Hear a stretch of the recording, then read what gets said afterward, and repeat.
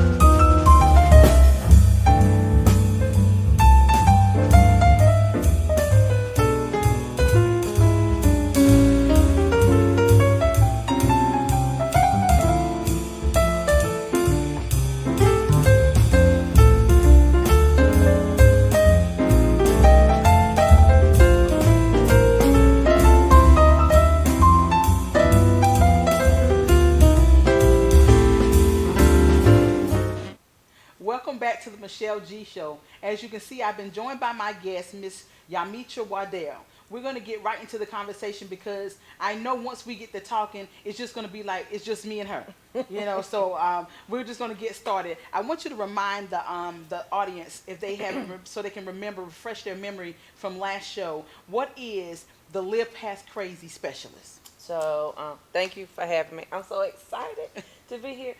So the Live Past Crazy specialist, I know crazy. So I tell people that I may not know your story, but I understand your journey to live past crazy and what all that entails. And so I work with individuals to help identify what their crazy may be, and then we develop their own personal blueprint to live past crazy. I am a survivor of domestic violence at the hands of my pastor. And so I tell my intimate story to let you know I really, really know crazy and why I'm the only Live Past Crazy specialist. I'm going to jump right in, and I think where I want to begin is we're just to touch base just a little bit, like I said, refreshing the audience's memory about before. You were married to a pastor. Yes. Who was very abusive. Yes. Very controlling, just did some unthinkable Yes. things. Mm-hmm. From physical abuse to being choked in the office. Yes. And having to go out and hold your composure as first lady on the front row. Yes. And listen to him over the pulpit. Yes. Give you accolades. Yes. After he just tried to choke you out in Yes. the office. Yes. We have also, we talked about how, even so controlling to where he controlled how much money you got out your own paycheck, Yes. how you use the restroom, Yes. and that type of thing. Do you want to touch on just a little bit of that, not going into too much detail because we really want to get into after that, but just to give those who didn't see the first show a little bit of background. Okay. And you guys can also grab the book off Amazon, Fearless Woman Born to Give Thanks, which gives more of a background. So my abuser controlled every aspect of my life, from my $3 that I was allowed out my paycheck every week, to him allowing, well, if I went to the bathroom, leaving the door open so I could use the bathroom and sit on the toilet the way he wanted me to him, slapping me before a church service, or, yelling and screaming at me before we had to go, or getting too excited. And he used to get really upset, like if another pastor was speaking and I got too happy, and it's like, hey man, oh, when I got home, there was hell to pay for. He was like, you don't do that for me, so you're not going to be doing that for another speaker. And so, I had to find a happy medium where I didn't make him mad. I just tried to coast right by everything, and it made for a crazy situation. Now, see, that tidbit didn't come out the last time. So, yeah, because for me, that's like, he's telling you, even if you can feel God speaking to you through another speaker, he's telling you, you better not react. Right. So not only is it's not just the speaker that he's stopping you from receiving what God had for you. Yes. And I don't know what kind of God complex he had, but there obviously is one. Yes. To where you think that even you can control how God speaks to me. Yes. That little tidbit didn't come out in the last one. And if y'all can remember, if not, y'all need to go back and watch the first show, because I was sitting in my seat and I remember to keep looking at the camera like this because I was on edge, listening to all the things that she had to endure. Right. And again, I commend you that you got out of that. Yes. Now picking up from where we left off, you got out. Yes. Now we're going to go into the meat of what I really want to discuss. Okay. You got out. After getting out, let's start and pick up your journey there. What was the first thing you knew you had to do?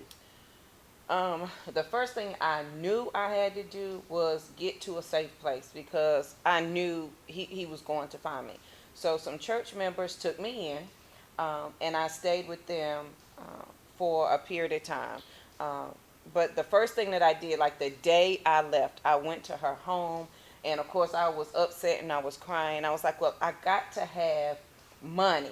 And so I left that morning, and by the time I got to where she was at, and I was like, I don't have a diaper for the baby, I don't have any money, let me go to the bank. He had cleaned out the check-ins and the savings account, so there was no money for me to get. And so I had to try to convince the bank that yes, I was his wife, and yes, I left, but they was like, there's nothing we can do because it's a joint account. So that was my unemployment check, that was whatever money I did have. So I literally had nothing. And so that first day, it was, I think the first day was just so traumatic.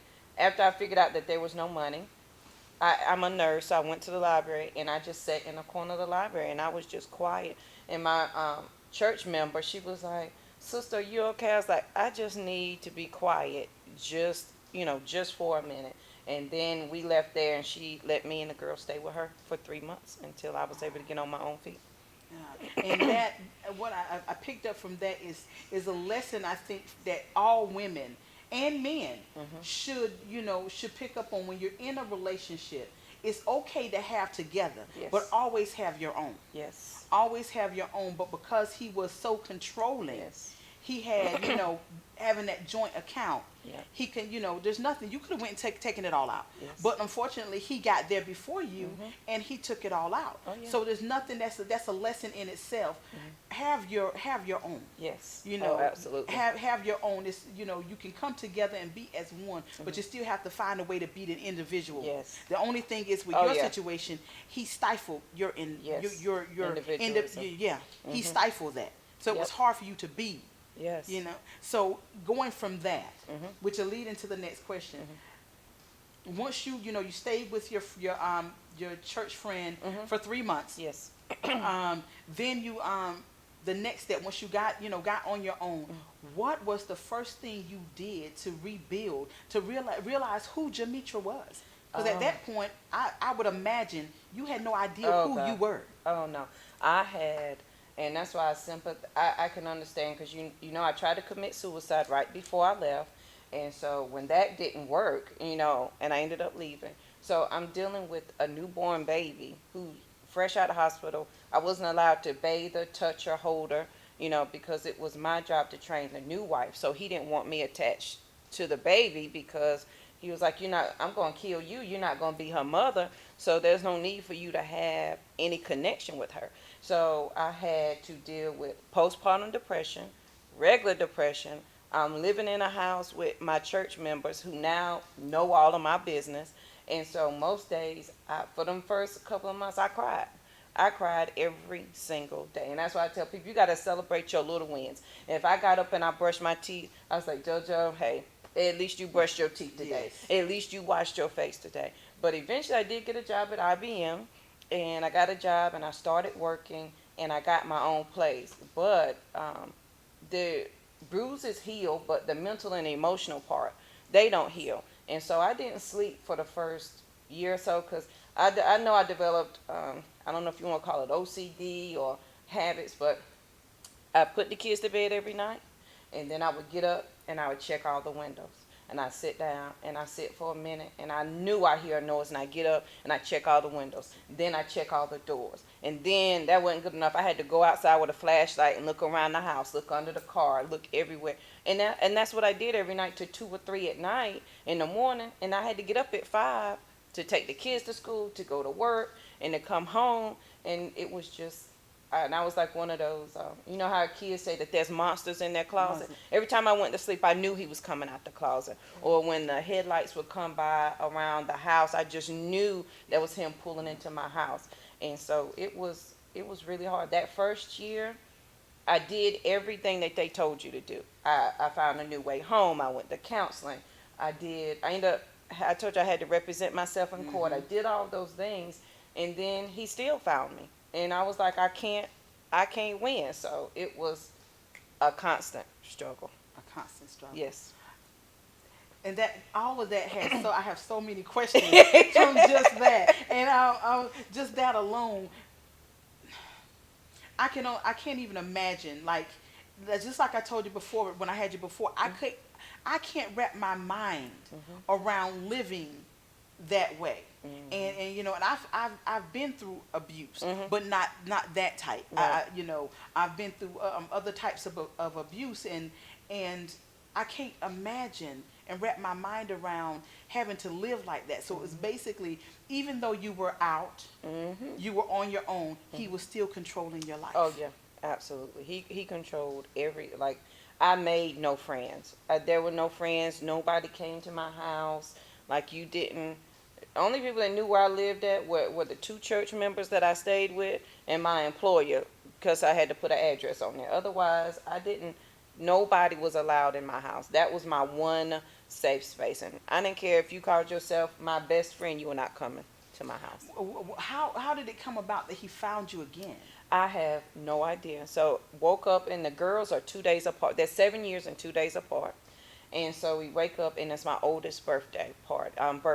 She was like, "Hey, can I go out and ride the bike?" And I live in a retired neighborhood, so everybody's retired. And eventually, I found the courage to tell everybody, "Hey, if my light if I flick my, I have signals for each neighbor. If I do this, please call 911. If I do this." And so I felt safe letting her go just in the front yard to ride her bicycle. And she came back in and she was like, "Mommy, there's a note from Daddy on the door." And it was a huge poster. And it said, "Happy birthday, girls, from your daddy. I love you and I miss you." When I tell you, I packed up those kids so fast and I left, and I stayed with friends again. And they have different types of parole. So when he got arrested, he was put on parole. That's supervised and unsupervised. So he didn't have to check in with anybody. They just gave him, "Don't come near her." And so when I called to report it, what were they going to do? They couldn't even find him. So they couldn't find him. He violated the restraining order, I think, 3 times. And the police, there was nothing they could do. They couldn't find him. It was unsupervised. So I was left looking over my shoulder, constantly because I never knew where he was going to be. And that's scary because you think you're safe. Yes. And just when you let your guard down, Oh yeah. here he comes again. Mm-hmm. Now, did that cause you, did you pack up and find another place to stay, or or did that cause you, I know it made your guard go back up. Yes. And that brought on the anxiety again, the Yep. checking everything. You can Yep. no longer, because this is your safe place. Yes. And now it's been invaded. Yes. So, he's found you. Mhm. I don't even want to think and try to figure out how he found you. I have no but idea. they're very resourceful. Yes. Yes. An abuser is very resourceful. Oh yeah. But did your girls at this time understand, your oldest one? Because I remember from the last show, you were saying that she wasn't even allowed to live with you all because Right. she wasn't worthy Yes. enough to live with you all. Right. So when you are healing and going through this, she's healing Oh, and yeah. going through this. So it's you're having to be strong for yourself, Yes. but also be strong for your daughter. Oh yeah. Did she understand the move and having to be secret about and not having friends over? Did she understand that? She did, and we had to go to counseling for that, because you don't know what can you say. Like that's hard to explain to a 7-year-old. Like she knew, but she didn't know, and so it was hard. But she had to grow up and do things that I wish she didn't have to. And she learned signals. Like now, I can look at her and I can give her a signal that lets her know, move to the left, move to the right, back it up, let's go. This atmosphere is not right. Let's do this. And so she knows my my clearing of my throat, my hand movement. She knows little things that unfortunately she had to learn because our life could have been at risk. Take your sister, go hide here.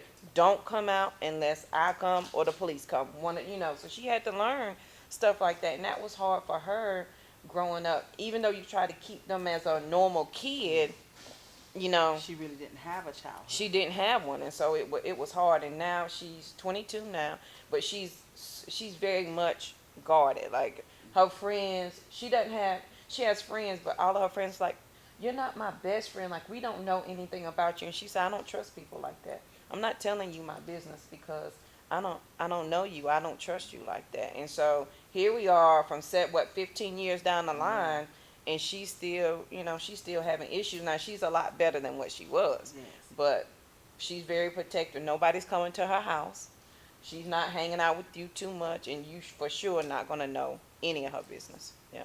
And that's got to be a hard way to live. And I know she would love to be more open. Yes. But she also understands from what she's been through.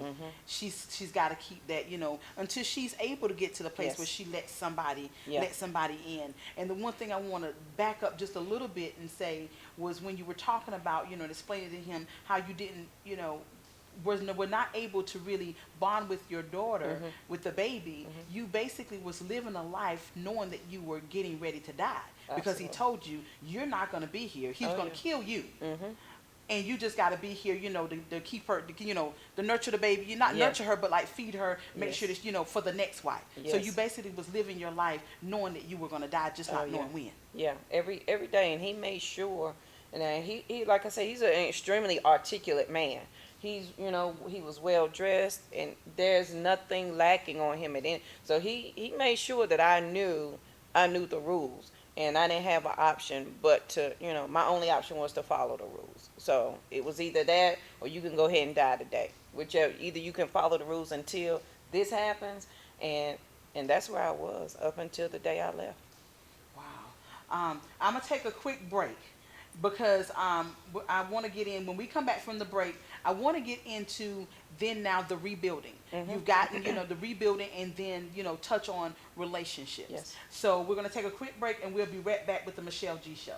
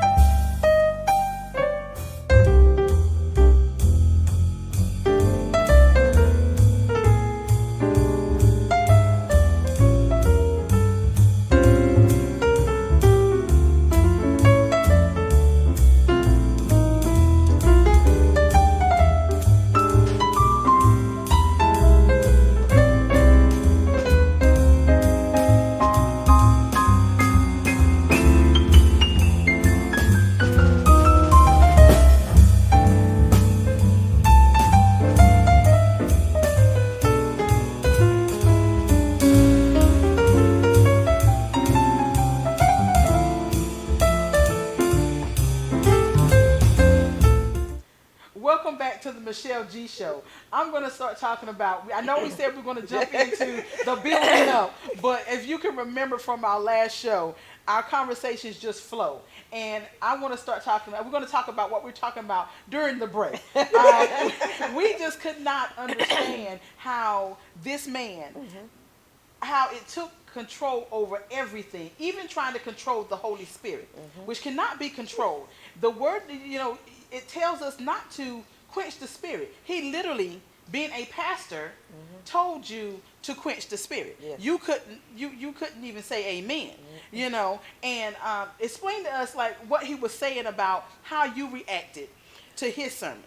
He told me that I was not excited about his sermon, that I would often maybe perhaps go to sleep during his sermon. And because I did that and was not actively involved in the amen corner of his sermon, I for sure wasn't going to be active in no other man's or no other pastor's amen corner. That was, even if he was sitting in the pulpit and someone else was preaching, I got that look around the podium like, oh, so you gonna go ahead and shout? Oh, you gonna stand up? Okay, I got you. Yeah. That's a whole nother. And my response to that was when we were talking during the break. My response was maybe you fell asleep because you knew that what he was preaching over the pulpit, he wasn't living at home. Yes. And our first testimony is at home. And maybe that's why you went to sleep, because you knew when he was hooping and hollering, that it wasn't really from the spirit. Yeah, no, it was all for show. Yes. So maybe that's why you know what I mean? Yeah. So, I just can't believe this man took control to a entirely different level. Oh, yeah. And something else you mentioned about, he controlled what you wore, your shoes, how much makeup you wore. I mean, you literally were a puppet. Yeah. Because when I met him, I had a brush cut. And it was just growing out, so I had a short little afro. He said, you can't be a first lady with this hair. You got to grow your hair out. And so I grew my hair out. And then he was like, you look homely. Put some makeup on. And then I really started wearing makeup simply because I had to cover up the bruises. And wearing a dark lipstick because I had to cover up the lip.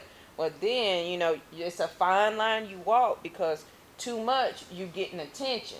Not enough, you showing the bruises. So you got to walk that, because there were, I think, one of the first arguments when we actually moved to Raleigh, and we had stopped at a shelter to ask some gentlemen to help move our stuff out of our U-Haul and put it into storage. And so the gentleman got in the car, and I only know this story from what he told me. He said, I took off my coat and I held my hands up to the heater and I said, ooh, I'm cold, and I started rubbing my arms. We pull up to the U-Haul place, and the gentleman get out to unload the truck. And he mashes my head to the window and calls me every kind of B and hoe, because he said I was fully clothed before they got in the car. Why did I wait for them to get in the car to take off my coat to say I'm cold and start rubbing my body? I don't remember doing any of this. I don't even remember. I only know the story because that's what he told me. And when I tell you, that made him mad for like 2 days. And from then on, like, I had to, there was no look. You know how you look in cars? Oh, there was no looking in the cars. You looking at that man? I couldn't look at cars passing by. You didn't look at men as they walked by. Oh, you gonna look at that man? Because then absolutely everything was called into question. Ooh, that is a lot. I just cannot. I know I keep saying it, but I cannot imagine the life you led, like you lived. So I understand you being the only living past crazy Yes. specialist, Yes. because that is literally crazy. Yeah. He was a whole lot of crazy. Yeah. He was. A whole lot of crazy. I always say I got craziness up in here. That's just a bunch of thoughts and ideas and stuff that I have going on, jumping up together. He was a whole nother level crazy. He was, and you have to realize the church loved him so that I didn't find this out till after I left him, and I ran into some former church members. I call them the sweet sisters, the older ladies of the church. Yeah. I call them sweet sisters. And they, of course, they didn't believe me. They believed him. And he had a church meeting, and he told them that he was trying to love me through my mental and emotional habits, because I had mental and emotional problems, and he was trying to love me through it, but I just wasn't the wife, that he needed me to be. And that's why he needed the church to come together to pray for me. So when the sweet ladies are calling me to the altar to That's pray right. for me, I'm praying, Lord, get me out, and they're praying that I'm a better wife and to get over my mental and emotional issues. And they don't even know why I have mental and emotional issues. Yeah. So he set the whole thing up, Oh yeah. and you're sitting here not wondering, thinking why are they praying this, but find out later it was Mhm. because he had already laid the foundation. Oh They yeah. thinking that you crazy. Yeah. They thinking that you got some stuff going on. Mhm. But any kind of craziness that you had going on, it came at his hand. Yes, And they absolutely. didn't, and it makes me wonder how those sweet sisters Mhm. feel now that they know the real story. Because But now that, some of them, to this day, I still have some pastors and friends to this day that it's been 15 years. They don't believe me. They've seen the court documents. So in part two of the book, a lot of after they read part one, a lot of people questioned like, uh, this can't possibly be real. Like, how did you make this up? I was like, I didn't make this is for real. And so in part two, at the end of book two, I have the actual court documents where I filed everything in the court system, just as and people still they don't believe. There's no way. He has family members, a family friend, like to this day she doesn't, even after I said, hey, he told the FBI and the police that I had kidnapped the kids, and I'm having to make statements to them, and they still don't believe me. I was like, why would I make up this? up. Like, I don't have the reason to make this up. Yeah. So Wow. Now, going through all of that, mhm. you've moved. He finds you. Mhm. You, you have to go back to, put that guard right back Mhm. up Mhm. after you had started to let it down a little bit, just to make sure you're okay, your kids are okay. When did you finally start to rebuild yourself to Ooh. where you can trust anybody to let anybody in? Ah. That was a whole process. But it took years. I did remarry again. I got remarried about 4 years after we got divorced. And let me tell you, this is how you know when your pastor is for real. When your pastor for real, he ain't he ain't playing with you. But I did. First of all, I had to do a whole lot of work. I spent a lot of time by myself, definitely with the Lord, a lot of praying and a lot of self work. I tell anybody, you got to deal with yourself first before you deal with anybody else. And so I was engaged to another pastor. What is it with you and these pastors? Honey, well, he was a new pastor, so he didn't have a church. Yeah. He's what they called like a lay council pastor. He was just getting started. And my pastor, he said, he's a bishop now, bless his heart. He said, can I talk to you? And I was like, oh. But every time he tried to talk to me, my fiance was there. And he was like, no, I need to talk to you by yourself. Now, this is the first church I went to after I left my abuser. And I'm growing in the church. I'm, over the women's ministry. I'm doing things. And so one Sunday school, I'm not teaching. He said, come to the office right fast. So I come in the office. And his name was Reverend Powell. He's Bishop Powell now. And he said, listen, I try to stay out of everybody's business because I got enough problems on my own. I said, okay, Reverend Powell. He said, you don't need to marry that man. I said, Reverend Powell. He said, listen, I know. He was like, the Holy Ghost won't let me leave you alone. He said, I'm trying to stay out your business. I keep telling the Lord, I don't want to tell her nothing. That's a grown woman. He said, but I'm telling you, please don't marry that man. I said, he said, listen, I know what you're going to say, but I love him. He said, I'm glad you do. I hope you love him to death. He said, don't marry this man. I said, Reverend Powell, come on. He said, invitations were ordered. He was like, I know the invitations were ordered, and we were a big church. I know you done announced it in church, and I know. He is like, I'm telling you. He said, I tell you what, and this is his words to me. You marry that man. I see you here in 6 months. I said, Reverend Powell, he said, I'm telling you, I'll see you in 6 months. He said, God bless you, and got up and walked out the door. I was like, what? I made it to month 5. I was right in his office. He said, boy, I told you it was going to be, and he's a jokester. He's like, I knew. He said, I knew you wasn't going to make it. He said, it wasn't that you wasn't ready.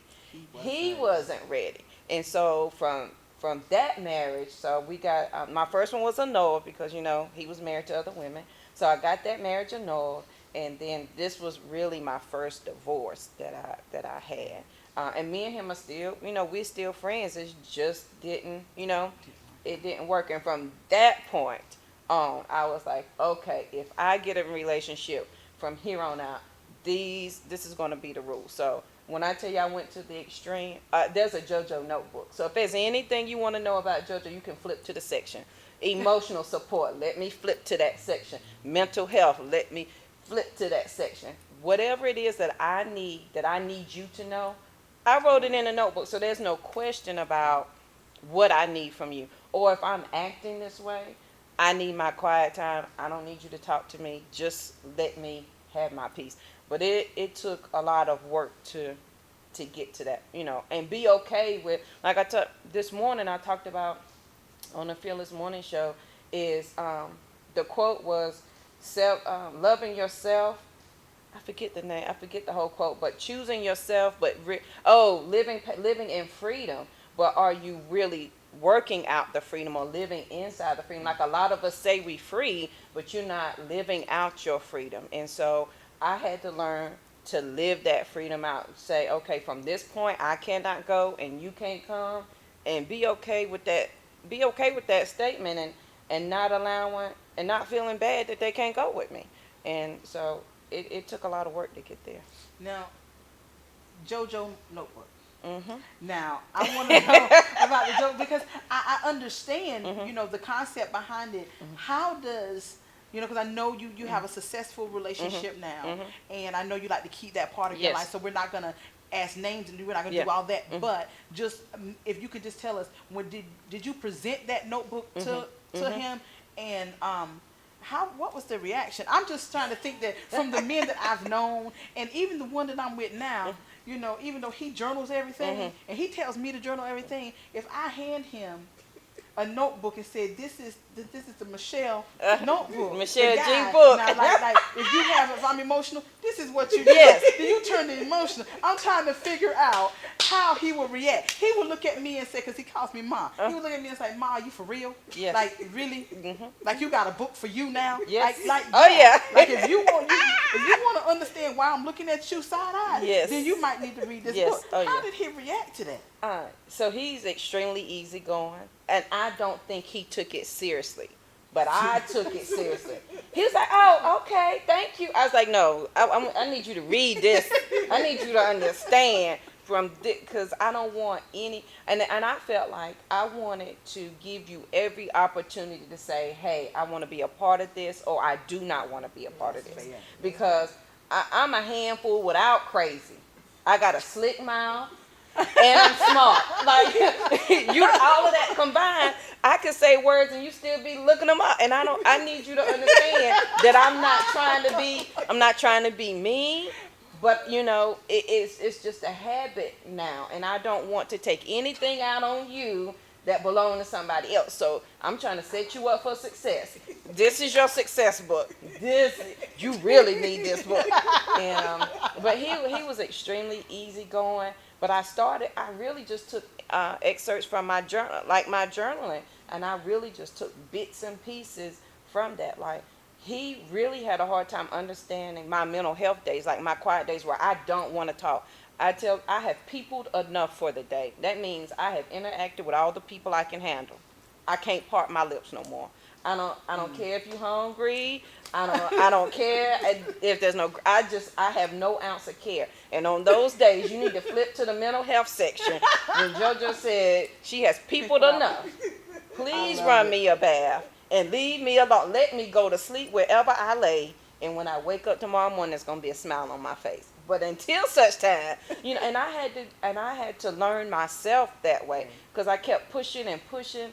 And then I'd find myself angry and upset with the kids, and it wasn't fair to them. So, the JoJo book, it's a real thing. And I love it because you know what, like you said, you've given them the guideline. Mm-hmm. And if you follow this guideline, then me and you can work, we can work Yes. it out. We're going to be successful. Right. We can be together. But if you don't follow this guideline, or if you choose Yes. to not this is not something Yeah. you can handle, you're giving them ample opportunity to walk away. And then my feelings are not hurt. Exactly, because you know everybody can't handle that. I love it, and the thing that one of the thing I really love about it is because a lot of times we bring our other baggage from other relationships into the new relationship, and it's not fair to the person. It's not fair for them to have to take on what they didn't do, they didn't cause, so you lay it all out on the line and say, look, this is what it is. If you can handle this and you can help carry this, then okay, we can move forward. If not, then you just give me back my bags and you go your way and I go mine. Because one of the highlights of the book is security and confidence. I worked hard and I think sometimes as women, we seek that from other people, and what we're really looking for is security and confidence. I had to give that to myself. So at any time that my security and confidence is threatened, we about to have a real problem. We need to sit down, and I don't know how you're gonna talk this out, but we can't cross this line, and that's my line in the sand that says, from here, I'm going to honor your request, and I'm going to honor my request. And my request is, from this point, I cannot go and you cannot come. So if my security and my confidence is brought into question, or I feel like I can't trust you, then we got problems, and we need to work that out. And when you said security and confidence, it just kind of reminded me of something that me and the producer Regina Sunshine Robinson spoke about before the show, peace and purpose. She was saying that if it interrupts, if she sees and it's gonna interrupt her peace and her purpose, then she's got to cut it off. And that's the line for you. That's basically your peace and your purpose is when it interrupts your security and your confidence. When it's gonna interrupt that, you got to cut it off right there. You have to. If it interrupts my security and my confidence, then I have to line it up. I call it my guidance of truth. So I have 3 things. Does it give me freedom? Does it give me peace? And does it give me directive and direction? Now, if I can line up what you're saying to my guidance of truth, and my security and my confidence is not questioned, but I'm with you all the way. Now, if we ain't riding and you about to branch off, I got questions. I want to know. I want to know. But I line it up to my guidance of truth that I had to develop for myself, because I got to have freedom in the idea or whatever it is you want to tell me. It's got to give me peace. And if I'm not getting a directive and a direction out of it, and it's questioning my security and my confidence, then, it's not fair for me. And it ain't fair for you, because if I continue on and I don't address it with you, then what if I have a moment and black out and think you my first husband, and then we really got we really got a problem. I try to keep, that's why I like to lay everything on the table. And I'm not saying that it's easy. I'm saying it's hard, but I'd rather do that than to be in a spot where it's questioned. And see that, I love that because you finally learned who you were. And a lot of times we have an issue with being single. And being, knowing that we've been through all these trials, all these bumps and stuff along the way, we have an issue with being single. We think of it as a curse, but it's not. That's the time that you reflect. That you look at yourself and you figure out. Okay, that's when you figure out what you want. What you truly want. And in your case, that was your rebuilding time. You was learning. Jamitra. You was learning you and learning, okay, you know what? I can't go. This I can't handle. Right. This I can't do this. I can't do that. This is what I want. This is what I will not accept. And and that's what that singleness time is. You were building yourself, building, finding out you, building your relationship with God, which is another reason that singleness is there for, to get closer to Him, because He's gonna guide you. And and doing all that and having your JoJo book. I just love that JoJo book. And I'm thinking about getting a Michelle G book. Look, don't get me in trouble with Mr. G now. Getting some stuff straightened out.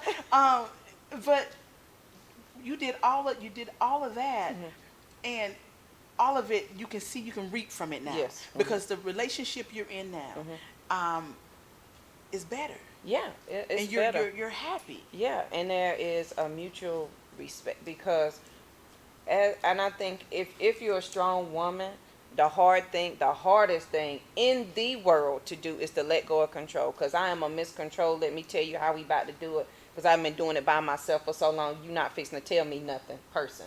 So to have somebody to say, okay, I'm not going to be the man. I'm going to be the woman. I'm allow you to be the man. You better come with it, brother, because the second I think that you not going to be the man and I got to put the pants back on, I'm driving the whole truck off the cliff. And you ain't, I mean, you're not going to be able to get control back again. From that point, you're not going to be able to get control back again because I don't trust you to make the decision. So I work really hard to say, okay, I'm going to let you lead. Let me be the woman for a minute and step back. But I do hold in reserve now. I'll listen, but if it don't make sense, I'll drive that truck. So it's fair. It is fair to say that it's still a work in progress. Yes. It's a constant work. Oh yeah, it's A something you constant have. I have to be mindful of, all the time because I was single essentially for 15 years, and raising two kids and doing everything.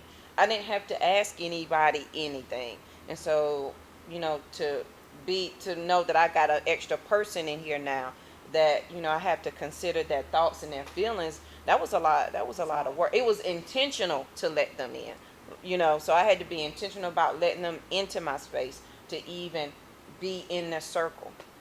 Wow. See, and again, it's close time for the show to be over, and it's driving me batty.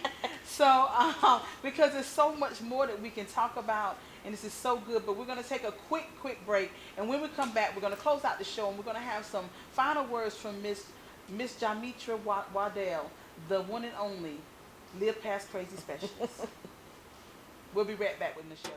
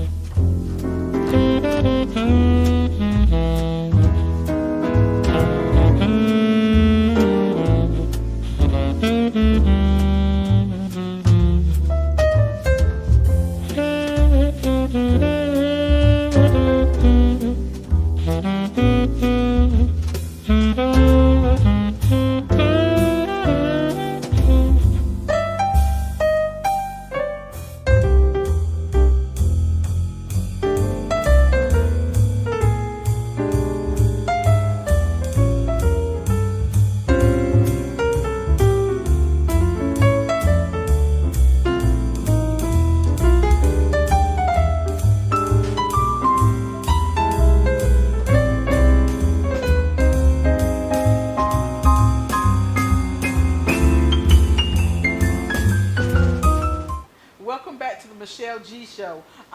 We're going to continue our conversation because it's just getting so good, and there's always so much more I want to ask you. Now, we were talking about the JoJo book, Yes.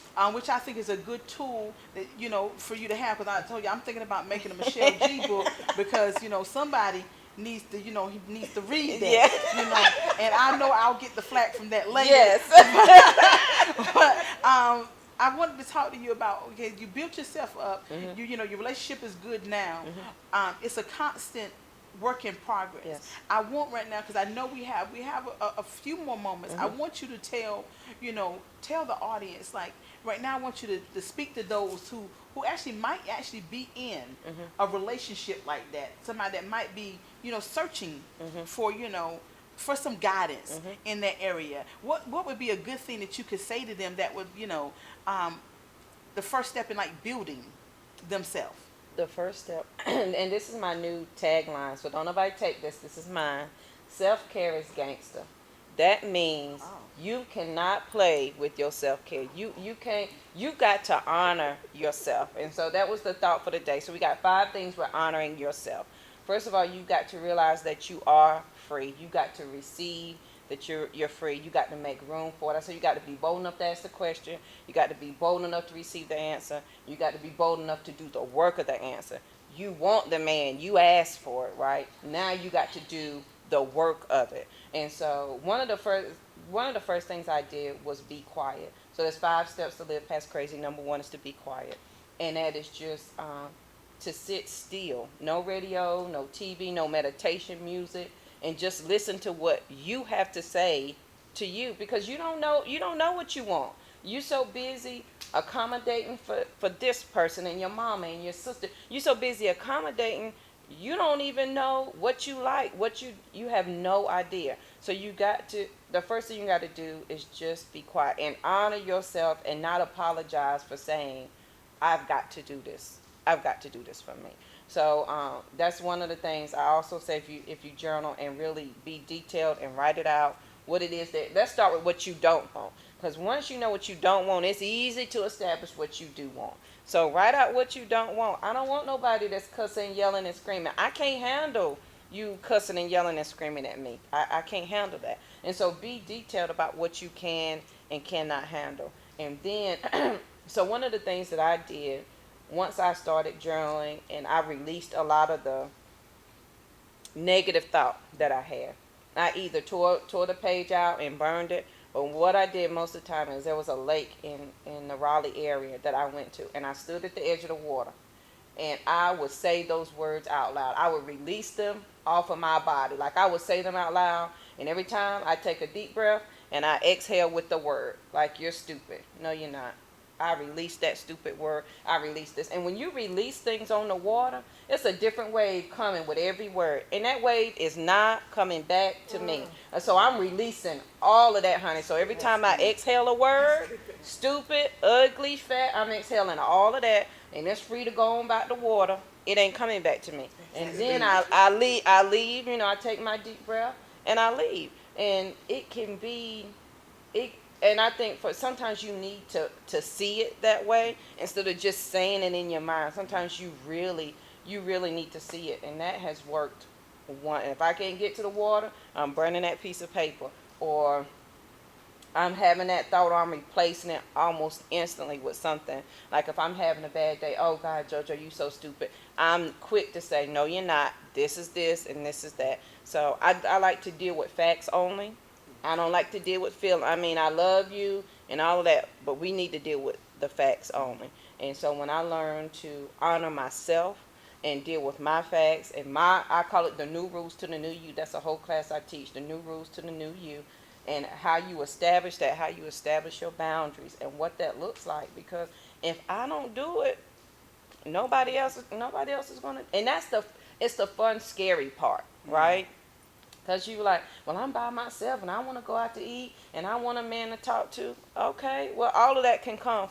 Because if I'm not honoring me, he ain't going to know how to.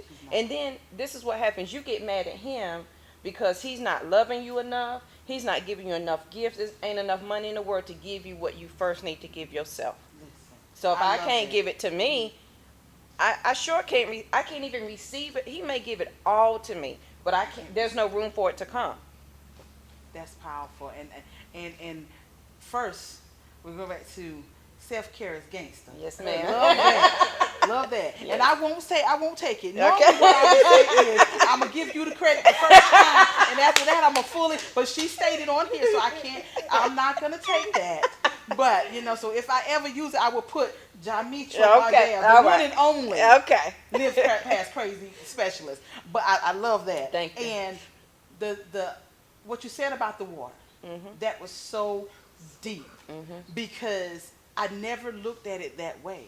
But you're right, it goes out with that wave, and another wave is coming, but that wave is not coming back. It's not coming. It's not coming back. So you've done a release that. Yes. And it may seem just simple to somebody else, but just like we have life and death is in the power of our tongue. Yeah.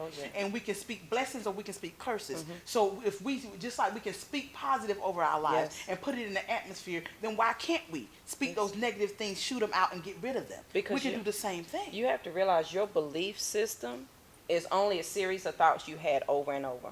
That's why you make your macaroni the way your mama make it. She showed it to you over and over. So if my belief system is only a series of thoughts I have over and over, I'm about to get me a whole new set of thoughts that I'm about to have over and over and over again. And I'm going to have a new belief system. I don't like yours. I don't want it. Who said I had to?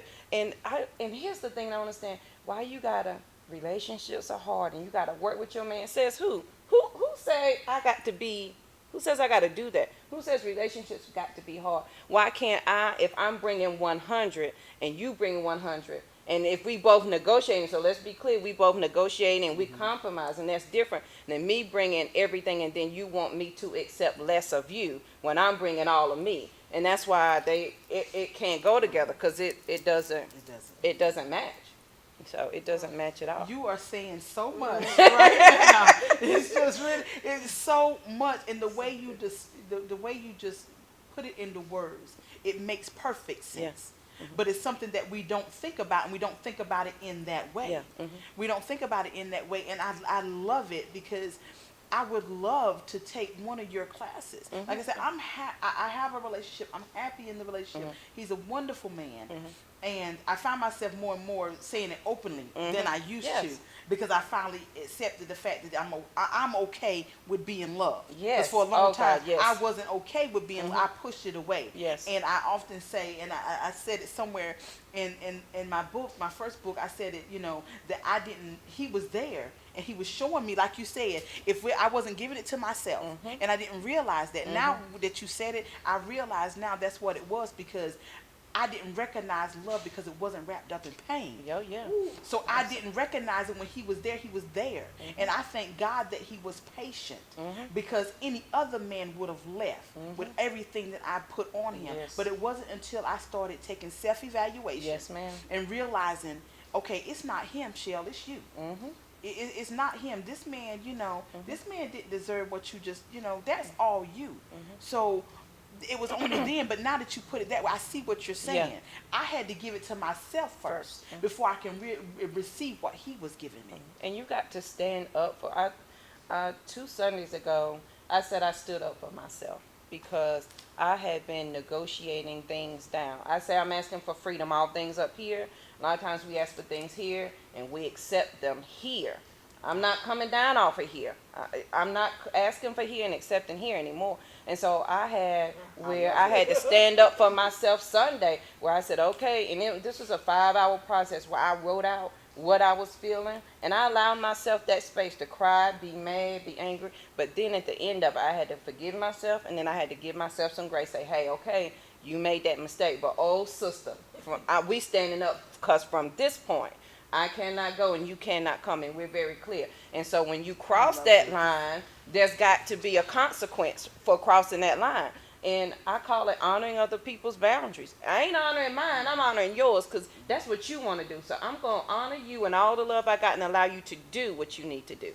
But from here, I can't go and you can't come, because I'm honoring you. Can't come. Yeah, Now, I'm honoring you. Now, I'm going to tell you right now, I'm going to use that, because you didn't put no stipulation on that one. And I'm going to use that. I can't go and you cannot come. You cannot come. You cannot come. And you're going to say it very nicely, because you're grounded. And I tell people, be at ease with your strength and rest in your power. And when you can do that, you can say it confidently, and you cannot, apologize for it, right? I'm not going to apologize for that anymore. We talking about getting better 2020 is our thing. And I'm not apologizing for that. You are messing me completely up over here, because all this knowledge you are spilling right now, and the way, it's just the way you word it, and you never think about it in that way. And you're basically telling them, oh, I honor you. Instead of saying, look, you're going to have to leave with that. I ain't got time for that. You tell them, okay, I'm going to honor you and let you do what you want to do. Yes. Since that's what you choose to do, you already know that my standard is here. Yes. But you choose to bring it here. So I'm not coming down here. I'm not coming down. You want to do it, I'm going to honor that. Yes. I'm going to honor you wanting to come here, so you go ahead and you do that, but I'm going to still be here. And then think about it. They don't know whether they feelings hurt or not. They don't know. Are you honoring me? Yes, honey, I'm honoring all of you, boo. You just did that nice nasty is what I like to call it. You did it nice nasty. Yes, and they ma'am. easily, that I love it. Yeah. I love it again. Oh, Cause you got to this is you just got to stand up for yourself and not apologize, not apologize for any of it at all. Because I tell people I've been through 15 years of this, and what I'm not fixing to do is go back and air iota back on it. Like I'm not backtracking on none of it. Now I may love you to death, but we're gonna have to work if we going this way. This, that's how things are gonna happen. And I take what I share very seriously. I take what I say very seriously. And I tell you this story because I love the water. I'm a Cancer, so I'm a water sign, and I absolutely love the water. I went to Puerto Rico. I was getting over my fear of water. I get on this darn boat, Michelle, about this big, and my 21-year-old niece is driving the boat out in the middle of the Atlantic and the Caribbean Ocean meet. Now, I am definitely afraid of water. Let's be clear. I can't swim, and I'm so afraid of water. But this is what I learned after I got out. We went to all the islands and we came back. And this is what I learned, that as being the only Live Past Crazy specialist, as my sister's keeper, as Michelle G, as Miss Regina Sunshine, is that sometimes we've got to go ahead. This is what I learned from the guy who was our lead. He said, I'm going to go ahead of you. He said, but if you stay in this white path that I make in the ocean, your ride will be smooth. Now, if you leave this white path, it's going to be bumpy on either side. But if you stay in the center, I got you. He said, now you'll probably lose sight of me. You ain't going to see me. But I'm going to leave signal. So the person in front of you is going to constantly leave signal. Speed up, stop, slow it down. Whatever that signal, you got to follow and stay in that line. He said, I'm going to take you to your final destination. Wherever we going, I got you. But you got to trust me. And that's how I see us as the Michelle G Show, Regina, and Be Fearless.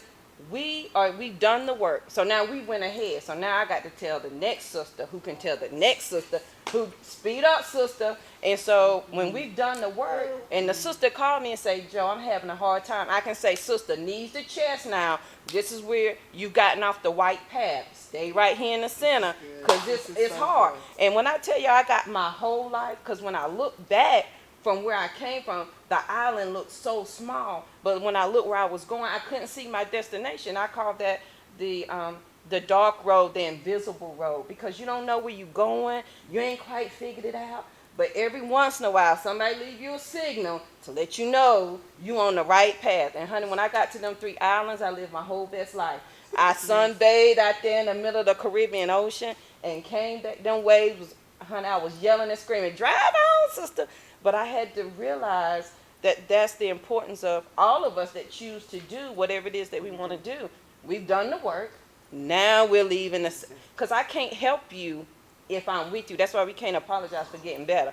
I can't help you, sister, and tell you knees to chest if I'm tired and we both trying to be knees to chest. I can't help you. I can't tell you to live past crazy if I done painted my cage of crazy and told you to come hang out with me. We ain't going nowhere. So, honey, when I tell you I take it seriously, I take it seriously. That's for sure. I don't even understand where. I don't even know where to even begin. Like, if there's another question,